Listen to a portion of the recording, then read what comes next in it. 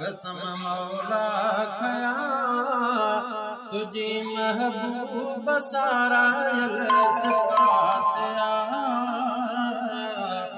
वदुहा जे अंदर कयो मौला जिक्र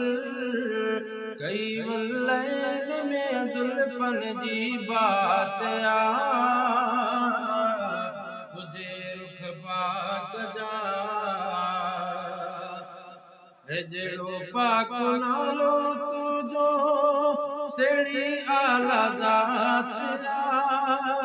खुदा पाक सारी खलकी तोले कायनात